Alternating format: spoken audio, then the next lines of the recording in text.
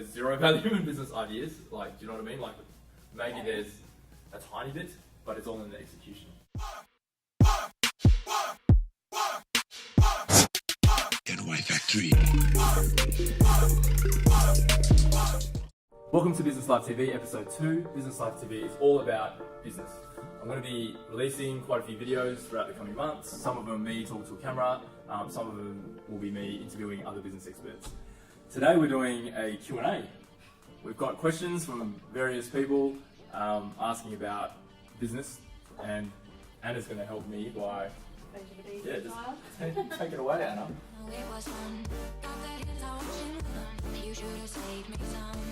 So the first question is one from me, Zyle. One of my favourite TV show characters, a guy called Harvey Specter from Suits, says, Harvey. "The only time success comes before work is in the dictionary." What are your thoughts? Yeah, that's spot on, and I love Harvey Specter. He dresses very well. So anyway, onto the question. Yeah, okay. So one thing that really bugs me is when people don't understand that to do business, you got to work freaking hard. So people see the glamour, and they see, the shiny offices, the shiny cars, the suits, and they think, oh wow, I want to be a business person, right? But they don't understand that it's a grind, and it's actually quite painful a lot of the time. So, it's true. If you want to be successful, you got to work. You got to put in, and particularly at the start of a business. So if you're just starting a business, and first 2 to 3 years, it's not unheard of to work 15, 20-hour days. Like it really is not. Like that's quite normal if you want to succeed.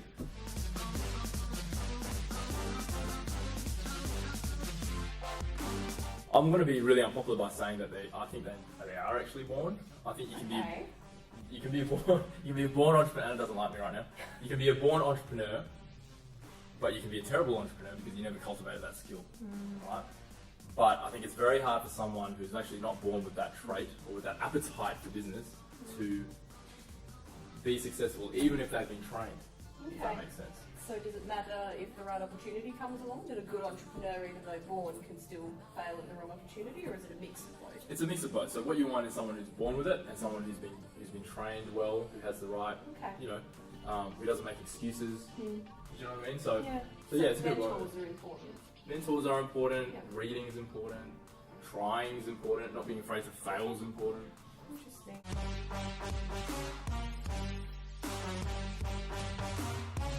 Another question from Samantha is, I want to start a business. What is the most important thing to do first? Learn how to sell. So often people will say, I want to start a business, and then they get all excited about their product, and they go crazy on their product, and they go crazy on the operation side of things. And yes, that's important. Of course it's important. Of course your product's got to be good. It's a given. But there's costs involved. Well, there's costs involved, but not just that. There's how are you going to actually sell your product? How are you going to make any money if you're not selling your product? If you don't have a client, your product might be fantastic, but you haven't got one client to purchase your product. So that's right. So learn how to sell, read, talk to people, train, go out and do it, fail, and just.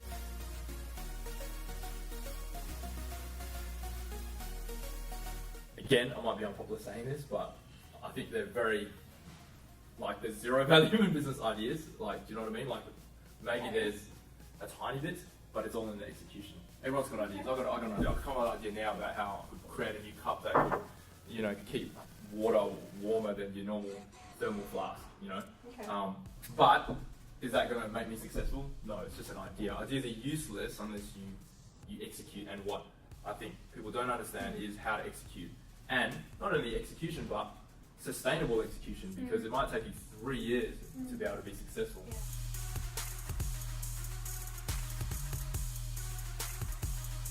How do you keep a work-life balance? Is it possible? Great question again, and then someone also asked me this in a conference recently. It's one of the most asked questions actually. Work-life balance. Is it possible? Yeah, it's possible, but the thing is, what does work mean to someone? Like, if work is so painful that person really needs to go and enjoy themselves, to completely separate themselves from work and go do their hobbies, and they need to really concentrate on having this perfect balance. I think they don't really enjoy their work then. Do you know what I mean? So for me, I enjoy my work. Maybe I'm fortunate that work is my hobby. Making money is a hobby. So, You know, for me, working is also life. Cool. The other thing I will say is that I don't so much believe in work-life balance. I actually believe more so in work-life integration. So it's actually living your life while you're working. For That's an example, interesting buzzword. that's right. That's right. Like putting my kids to sleep, right? Yeah.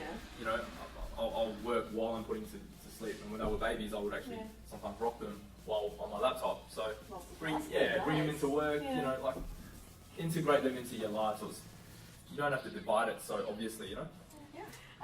So last question.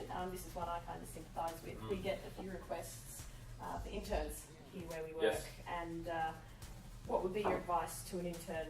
How could I get a job as an intern working on you? Okay, so we get a lot of requests for internships, and I would say don't give up. Keep bugging us. Do you know what I mean? So you know, we the ones that have been successful are the ones that followed up, and they keep following up, and we'd say no, I'm busy, and no, go away. And then they come back the next week and ring up and say, hey, have you got an internship available?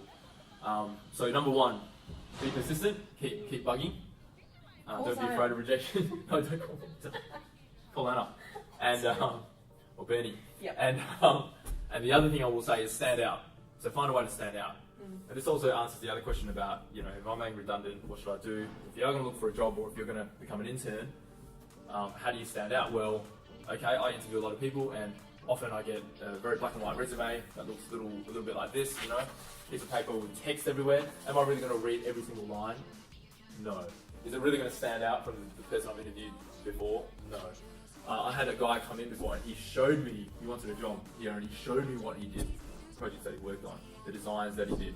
And he had and he had an iPad and he was flicking through all his projects, and I was impressed. Well, one last question, Zion. What's the piece of advice you wish you'd been given earlier that you